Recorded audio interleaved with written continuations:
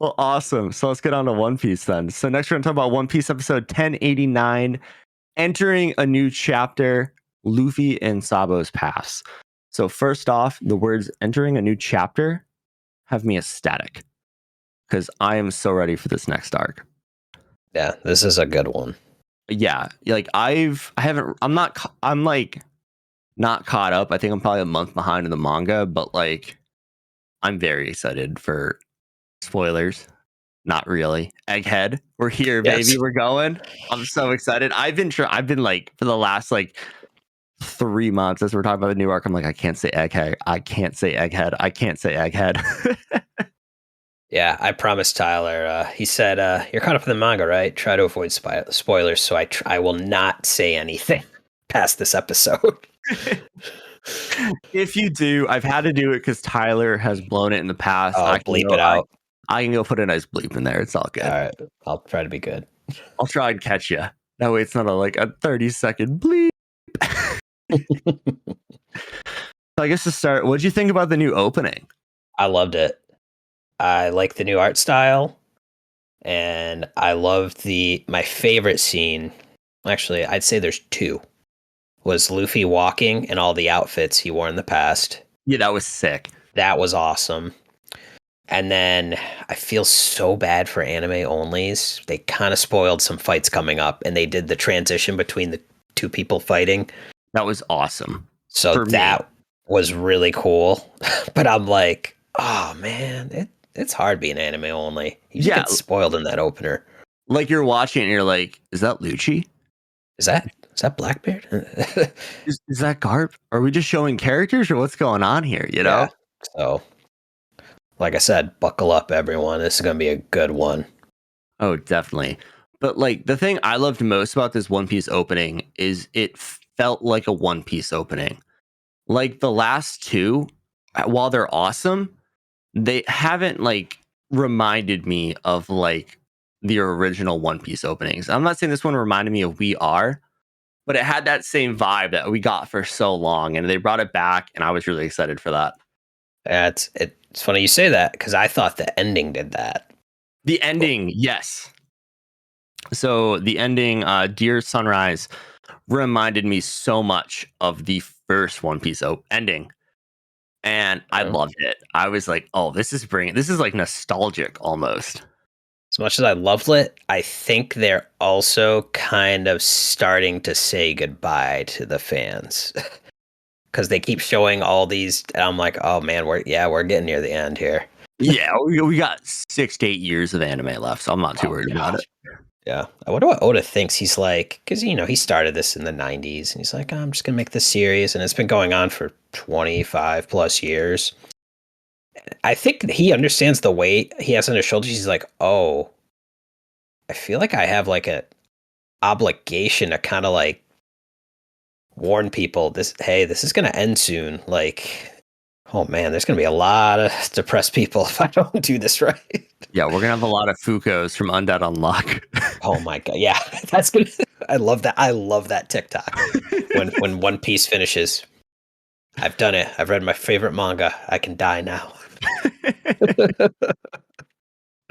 So the episode starts off where the last one ended up, and it's Luffy talking about his dream. And Chopper's gassed up about this. He's like, Luffy, I love your dream. And Frankie's saying that he'll have to be the king of the pirates to make this happen. And all that they need is one more road poneglyph or load poneglyph to make this happen to get the Laugh Tale. And Robin comes in. She's like, this is a lot harder than it sounds. Like nobody's found the last poneglyph. So I'm curious, like what island it's going to be on. I have an idea, but they haven't gone there yet. Like I'm thinking they're going to Elbath. Like they have to go to Elbath. Oh yeah, and I think that's where it's going to be. So they've talked about Elbath since what, Little Garden, which is episode 70-ish something, I believe. It's that early? Yeah, so Little Garden, yeah, Dorian Bragi.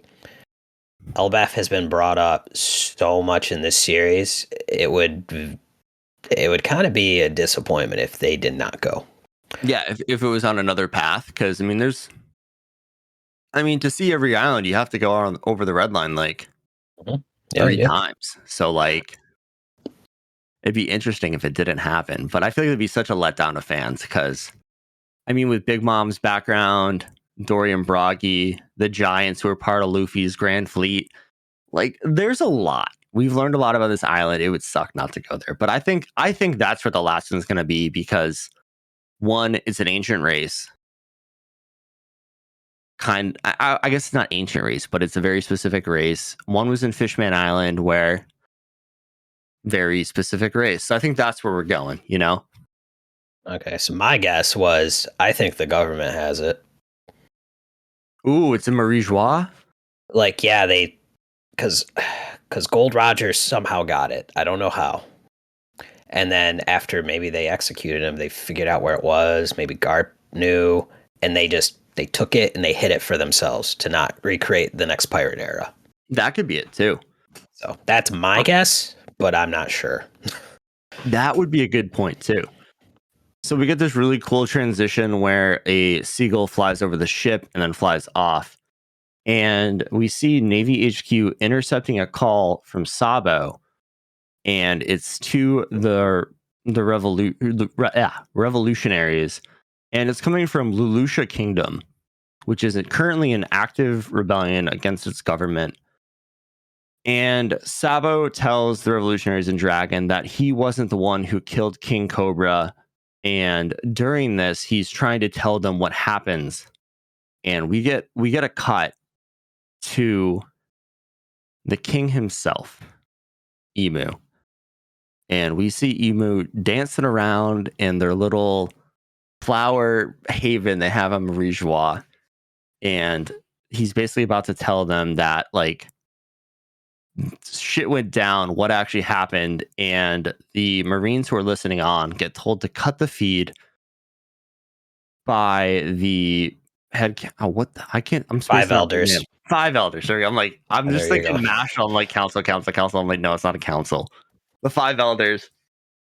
And during this, one of the five elders says, "You never intercepted this message. You never heard anything. And the kingdom of Leloucha never existed."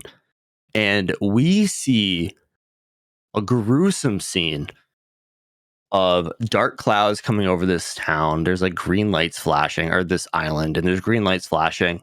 And all of a sudden, it starts raining beams of light that just start decimating this island.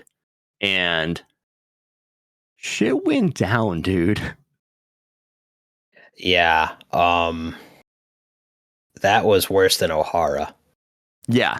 That was so much worse. At least with O'Hara, I have somewhat of a chance to escape. Like somewhat. That you're not getting away from that. Oh, I mean, the island is gone. There's a crater in the ocean with water just spilling into it at the end. Yeah, it did. Did you notice anywhere else in the world that crater kind of looked familiar? It did. It looked a lot like Annie's lobby. Or sorry, yeah, Annie's lobby. Yep. And I was like, wait, is So that what happened there? I think they've done this before. And they just put that there to make people not realize it happened. Yep. But this total decimation of this island caused sea quakes, it caused tsunamis, it caused crazy, crazy abnormal weather. But yeah, wiped an island, a kingdom from the face of the earth. So do you think this is like an ancient weapon? Or do you think this is like something else? So I had two theories. My first thought was, yeah, the government definitely has that last ancient weapon. And they keep it, tucked on their hip. They don't try to use it a lot, only in extreme cases. My other thought is this one's a stretch. They had Vegapunk artificially create the Rumble fruit, which is Eneru's power. But they somehow enhanced it into a weapon. That definitely was not lightning. I don't. It looked like an L Thor on fucking drugs, man. That thing was insane. It looked like a beam weapon out of Gundam. Actually, dude, could they have mixed? Because they have Kizaru's power. Could they take Kizaru and Eneru's power and just? Vegapun's a genius. So Oh my maybe. god, that's terrifying. But yeah, dude, I'm sitting there watching this. I'm like, this looks like a freaking like satellite destroying like laser beam of death you would see in Gundam. Like it Yeah, was that intense. yeah. But yeah, pretty crazy. And during this, Sabo's communication with the revolutionaries just cuts off. So he can't finish his sentence, and they have no idea what's going on now. Um, this was just crazy. It was a crazy scene. Like, what a way to start an arc. Yeah, they know how to draw you in. Because now we're like, what the hell's going on? Why did the world government blow up that island? What was Saba going to say? They definitely didn't want the information getting out. Yeah, nobody knows that Emu exists. So like it's Yeah, an he was about to empty spill throne. it. Yeah, it's an empty throne up there. And yeah, I'm excited to see where it goes. So that was very sad. I saw a TikTok and it was of that scene. It's like One Piece, a funny pirate anime. And I was like, oh my God. Yeah, no. Bro, there's No. slavery, racism, genocide. It's classism. It's crazy. Very dark show under the guise of a funny pirate anime. Yeah. Yeah, So yeah. after all this, we cut back to the Straw Hats, and they are navigating through some pretty aggressive weather. It's snowing sideways. Like it looked like the snow we got up in New England this weekend. Like it was we had blizzards all weekend, so like it was pretty intense. And Jinbei, thank God they finally got him on the boat. Because if they did it, they were fucked. Usopp ain't navigating through that shit. Neither is Frankie. Like you needed the fishman ability to know what's going on in the water there. There's icebergs left and right. So that was cool to see. And they came across a warm eddy floating above the sea. And they notice a woman in it. And Sanji, of course, being Sanji, was like, oh, that's a woman screaming. I can tell. And Nami's like, bullshit, bro. What do you mean? Classic. And Zoro walks up to this and he's like, well, let's just cut it. And I'm sitting there like, bro, I know you can do this, but why is everybody so surprised at this point? They've seen you cut shit up like crazy stuff. And Zoro cuts it up. And during the scene, Chopper walks out of the cabin of the Sunny in his woven hat that Otama made of him. And before that, I want to bring up this thing because this is funny. You see like a teacup come across, and Robin just casually grabs it with one of her like other hands she creates with her devil fruit, and Chopper's like, I'm gonna go outside and help. And she's like, oh, you look really cute right now, Chopper. He's got his hat on. He does like the classic samurai stance, and like they had the music going, a little flashback to Wano, 2 episodes ago. Yeah. Robin's like unbothered, just in the cabin reading with a cup of tea. Chopper's like, I'm gonna go assist them.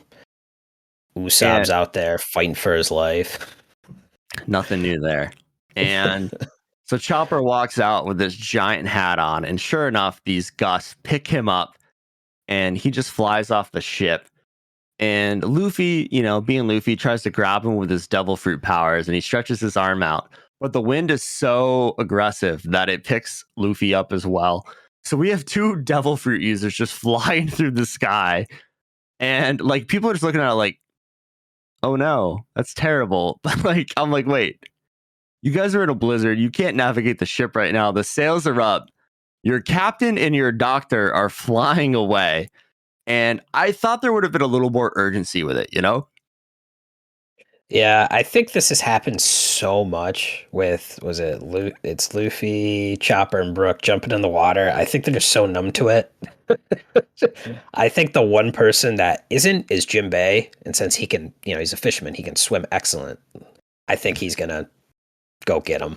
True. Very true. And Zoro cuts up this deep eddy, and we see a little girl flying around in it, and it's Bonnie. But if you noticed, Bonnie was a kid. Yep. Not the Bonnie we've met. So that is kind of interesting for people who don't read the manga. It's kind of an interesting thing to see. So Yeah. It is kind of odd she was in kid form. But it makes you wonder a lot of things, like why is she out there? Why is she in the ocean by herself? Like what happened to her crew? So there's a lot going on here. They're setting up a great stage for this next arc. So I'm really excited about that. So when was the last time we saw her was she was at Marie Joie, right? Correct? Which I can't remember. I think she was by herself Okay. back then. And before that, she got, well, she tried to take on Blackbeard, and that did not go well. She got outclassed real quick. True. Oh, that's And right. You probably lost your crew. oh, geez, that was, oh my God, that was before the time skip. I'm going back like a decade probably. Your memory is better than mine. So, and then Akainu gets a hold of her. He's like, oh, I'm glad we didn't lose you. And I'm like, what the hell is that about? So, from Akainu capturing her to now she's kind of, it seems like she's escaped on her own. I don't know what happened to her crew, though. They could just be an impel down at this point. But yeah, I don't know why she was like, she didn't have a ship or anything. Yeah. And so while she's flying through the air, Luffy grabs her with her other arm, and they're all flailing around in the sky now. And we see like a really dark shadow come under the ship, and it looks like a giant shark. And that's where the episode ended. So like I'm curious to see where it goes from here.